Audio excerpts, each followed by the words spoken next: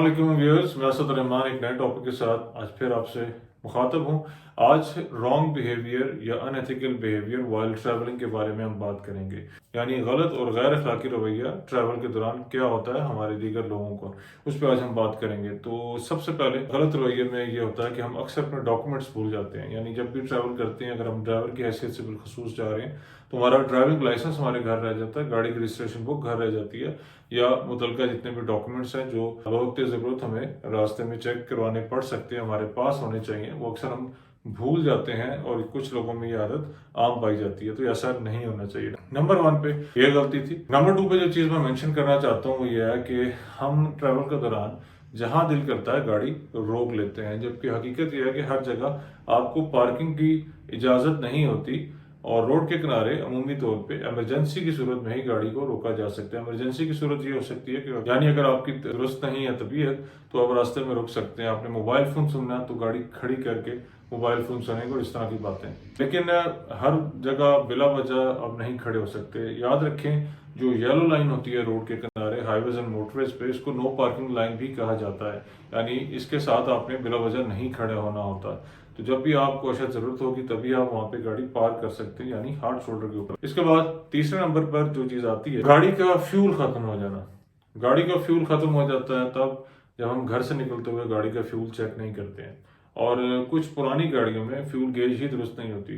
कुछ transport vehicle का कुछ इस तरह से तय होता है कि अपने मखसूस पंप से वो फ्यूल लेना चाहते हैं और कभी ऐसा भी होता है कि उस पंप तक नहीं पहुंच पाते। ये तमाम अवामिल हो सकते हैं आपकी गाड़ी में फ्यूल के ख़त्म होने के। यानी आपने खुद से एहतियात करनी होती है कि गाड़ी के अंदर फ्यूल ख़त्म ना हो और अपने ट्रैवल के हिसाब से उसमें फ्यूलिंग ज़रूर करा लेनी चाहिए। फिर कभी ऐसा भी होता है कि एक सिचुएशन बन जाती है कि रास्ते में किसी वजह से ट्रैफिक जैम मिलता है। ऐसी सूरत में हमारे लोगों का टेम्परामेंट क्या होता है और कितना सब्र का मुजाहरा करते हैं। तो अफसोस के साथ कहना पड़ता है कि हमारे लोगों का पाकिस्तान में टेम्परामेंट बहुत पुअर नजर आता है। यानी कुछ ऐसा होता है कि वो 1 से 2, 2 से 3 और 4 से 6 लेन बना लेते हैं और फिर हार्ड शोल्डर्स पे और रॉन्ग साइड या गलत डायरेक्शन से गाड़ी ले जाने में भी दरेग नहीं करते और ऐसी सूरत में ट्रैफिक जैम मजीद बढ़ सकता है। ट्रैफिक जैम की बहुत सी वजूहत होती हैं। इसमें हमारे कम्यूटर्स की रोड डिसिप्लिन की खिलाफ वर्जी के साथ साथ रोड एक्सीडेंट भी हो सकता है।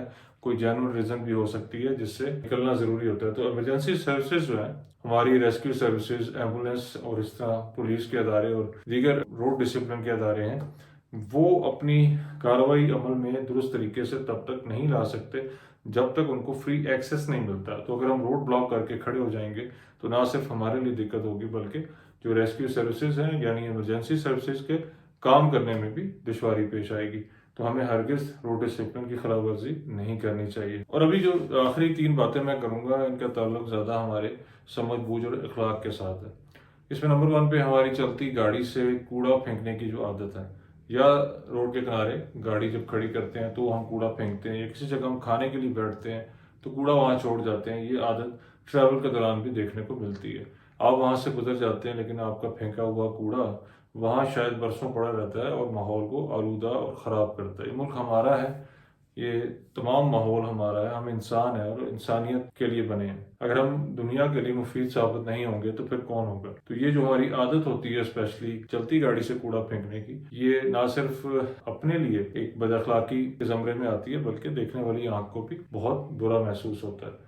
तो इस आदत को तर्क कर देना चाहिए और अपने बच्चों को भी समझाना चाहिए कि खाने पीने की अशिया गाड़ी से बाहर मत फेंके या उनके रैपर्स गाड़ी से बाहर ना फेंके। अगला पॉइंट जो मैं डिस्कस कर रहा हूँ वो पाकिस्तान में आपने कभी ना कभी ज़रूर नोटिस किया होगा, वो है रोड के किनारे रफ़ा हाजत के लिए बैठ जाना। यानी अगर आपको सफ़र के दौरान रफ़ा हाजत होती है या आसान अल्फाज में कहें तो आप पेशाब करना चाहते हैं तो कोई मज़ायका नहीं, आप गाड़ी रोकते हैं, चाहे वो गाड़ी आपकी 1 करोड़ की है, 2 करोड़ की है या 10 लाख की है या 50 लाख की है।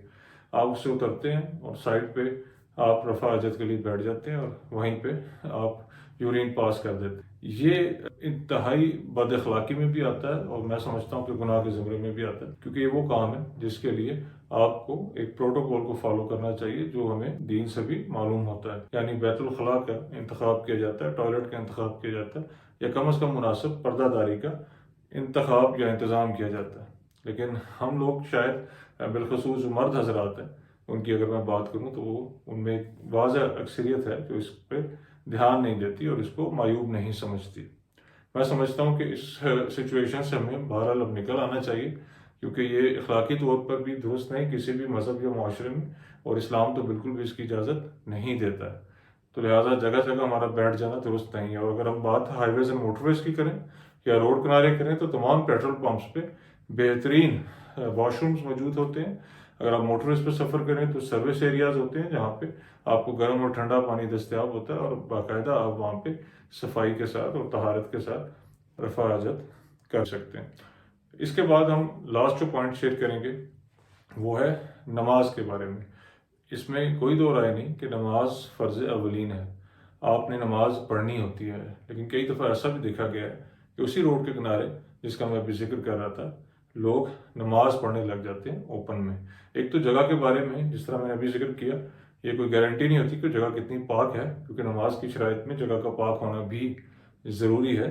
اور دوسرا یہ ہوتا ہے کہ سروس ایریا کی بہترین مسجد کو چھوڑ کے، پیٹرول پمپ سے موجود بہترین مساجد کو چھوڑ کے، یا یوں سمجھ لیں کہ جو شہری علاقوں میں مساجد ہیں جو کہ روڈ کنارے جگہ جگہ موجود ہے اور اذان کی آواز سے ہمیں معلوم بھی ہو جاتا ہے، ان کو چھوڑ کے، وضو کا پانی چھوڑ کے، تمام سہولتیں چھوڑ کے ہم روڈ کے کنارے نماز آخر کیوں ادا کرتے ہیں؟